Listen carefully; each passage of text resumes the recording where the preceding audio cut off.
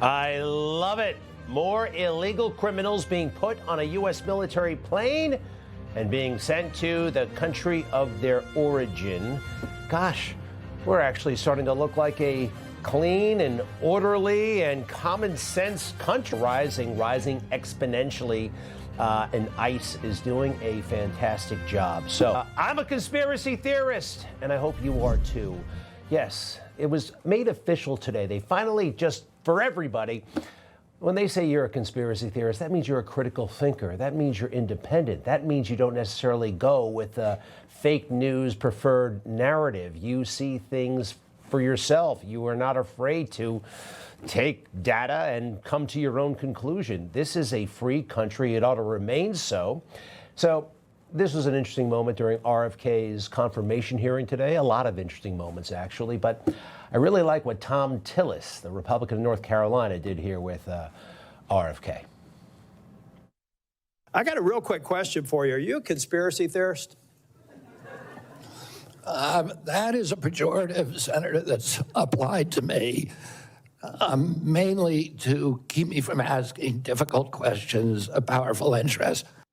Exactly. If you're onto something, if you won't work anymore, it's kind of like when they started calling everything racist, right? At first, people do anything to not be seen of that way, and they realized the true racists were the ones calling everybody racist. So conspiracy theorists, it doesn't work anymore. And if they do call you that, wear it with pride. Okay, boy. The status quo really doesn't want this guy. When was it that you decided to sell out the values you've had your whole life in order to be given power by President Trump? Because you keep citing the Trump administration and you're just going to follow what they say. Is that what you're doing? You're just a rubber stamp for them in this position? Kennedy can kill off access to vaccines and make millions of dollars while he does it. Kids might die, but Robert Kennedy can keep cashing in. Whoa, totally unfair. And I think, people talking about what he stood for all of his life and how can you do this now, as if they can step inside his soul. These Democrats, not just the three you heard from there, but the ones throughout the United States Senate and society, by the way, think that this person is totally and eminently confirmable. Remember this? Senator, transgender medicine is a very complex and nuanced field, and if confirmed to the position of Assistant Secretary of Health, I would certainly be pleased to come to your office and talk with you and your staff about the standards of care and the complexity of this field. Dr. Rachel Levine saying that it's actually okay for children to undergo gender-affirming care. Every single Democrat voted for Dr. Rachel Levine. What was the name originally? Richard, Jeffrey, something along those lines. So let's look at it this way. When was it that you decided to sell out the values you've had your whole life in order to be given power by President Trump? Because you keep citing the Trump administration and you're just going to follow what they say. Is that what you're doing? You're just a rubber stamp for them in this position? So anybody, so it doesn't matter that you're before us. It could be anybody coming before us as long as they're a rubber stamp for this administration and disregarding your beliefs and what you think. I guess my question to you is, if it really is fundamental to what you believe, how do you live with that? Kennedy can kill off access to vaccines and make millions of dollars while he does it. Kids might die, but Robert Kennedy can keep cashing in. They're all going to vote no on Kennedy, but somehow Dr. Rachel Levine and the fixation on children and gender-affirming care, that's so easily confirmable. It is fascinating when you look at it that way, I think. There are some other obnoxious ones. Sheldon Whitehouse, probably the most vicious, nasty, obnoxious senator who's ever served. Mr. Kennedy, I only have 5 minutes with you, and I've got a lot of experience with CMS, so you're just going to have to listen. That's really not the way it's supposed to work, is it? But he's going to take his 5 minutes and in his little sweater there, and he's going to speak. Interesting, it did not come up, and it should. He should clear this thing up once and for all. He's in a whites-only beach club, as in white people only can be there. Yes, He's a member of this place. He's defended his membership in an all-white beach club. And he does get a little touchy when you do ask him about it, which doesn't happen all that often. But when it does, we're there. Back in 2017, you had expressed concerns about the membership of the all-white Bailey's Beach Club, said that you hoped it would become more diverse. Now, your family's been members. Your wife is one of the largest shareholders. Has there been any traction in that? Are there any minority members of the club now? I think the people who are running the place are still working on that, and I'm sorry it hasn't happened yet. Do you have concerns in 2021 saying, hoping to root out systemic racism in the country? Your thoughts on an elite, all-white, wealthy club, again, in this day and age? Should these clubs continue to exist? It's a long tradition in Rhode Island, and there are many of them, and I think we just need to work our way through the issues. Thank you. Thank you. Now I'll go this way. I went that way through the parking lot. Now I'm going to go this way through the parking lot. A long tradition, like slavery. Quit the club. What's wrong with you? All right, here's a real reason. Well, one of the many reasons why they hate RFK Jr. so bad. Kamala Harris. He was one of the few Democrats in the world who was not afraid to call this farce a farce. Instead of showing us her substance and character, the DNC and its media organs engineered a surge of popularity for Vice President Harris based upon, well, nothing. No policies, no interviews, no debates, only smoke and mirrors and balloons in a highly produced Chicago circus. Never heard anybody do it so effectively, right? Over nothing. What did she have? Nothing, absolutely nothing. And have a Democrat say that out loud, well, they want this guy. They want him dead and buried. Be careful, RFK Jr. Be careful. I hope he gets confirmed. Hey, what can be wrong with trying to stop chronic disease in children and making everybody healthy again? Good luck, sir. All right, also this.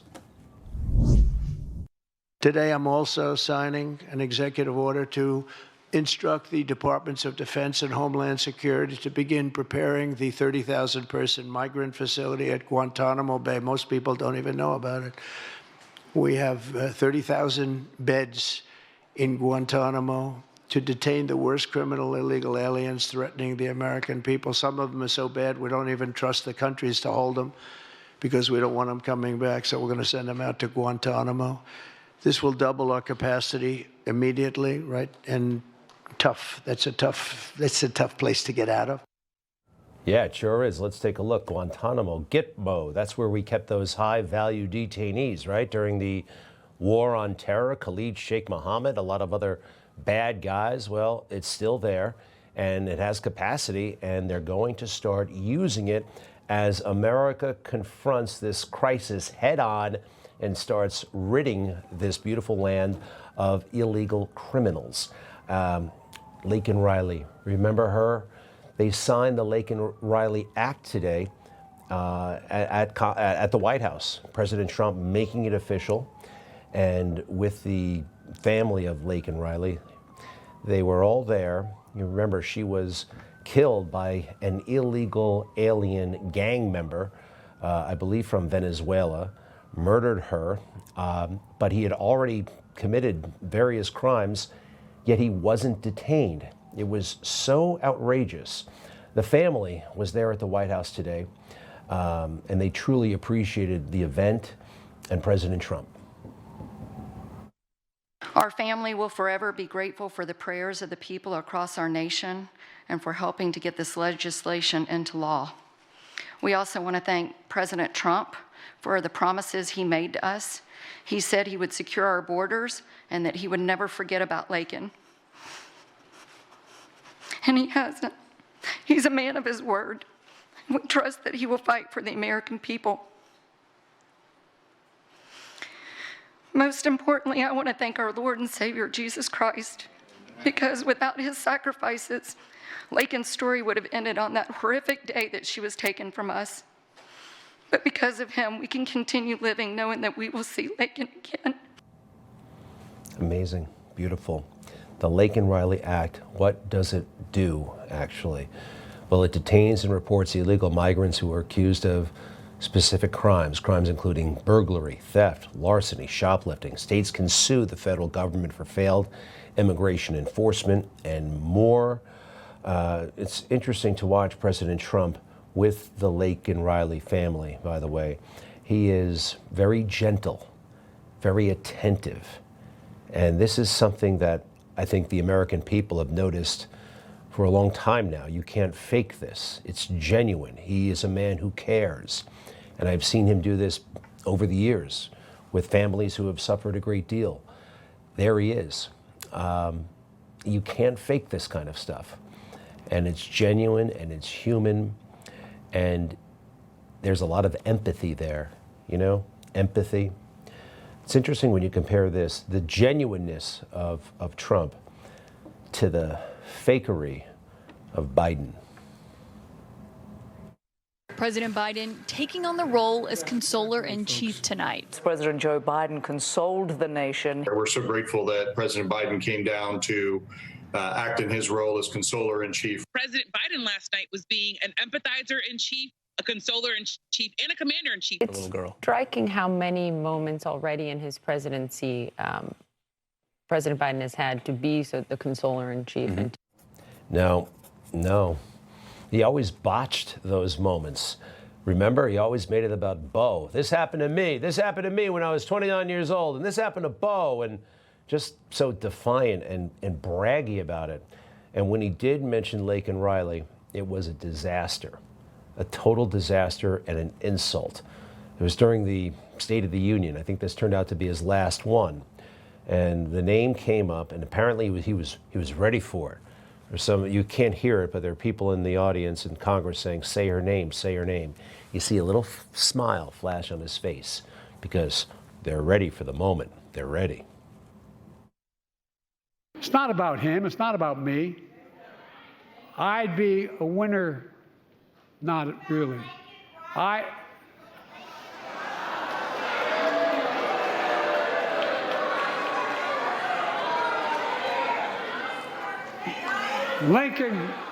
Laken Riley, an innocent young woman who was killed by an illegal. That's right. Lincoln, he says. It's Laken. Did you see the little smile? Just to hesitate, like, I'm ready for this. Oh, yeah, this is good. This is going to work for me. Laken, not Lincoln. And then the bragging. But how many of the thousands of people being killed by illegals? To her parents, I say, my heart goes out to you, having lost children myself. I understand. You don't understand. You can't understand. Bo died in a hospital, and you had about a year's warning. You don't understand. The state failed that family. The state that you work for, the government, failed. That wasn't a factor in 1972 or with Bo. How could you truly understand? You can't. Wonder where he is right now, by the way. Doesn't matter. Next, please. President Trump is right. This process is political, and it's corrupted to the core. I hope President Trump cleans up the cesspool and restores the integrity to the system.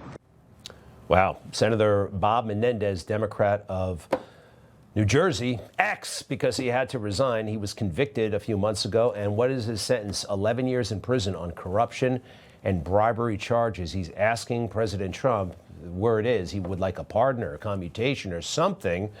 So a couple of things about this case, though, are fascinating. Remember the gold bars, right? He was indicted when? In 2023, September, let's see. Oh, yeah, here's all the stuff that he did. Gold bars, luxury, other items.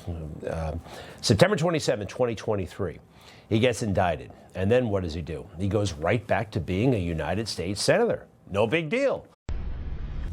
Information. Truth. Is freedom. Is Newsmax. It's real news for real people.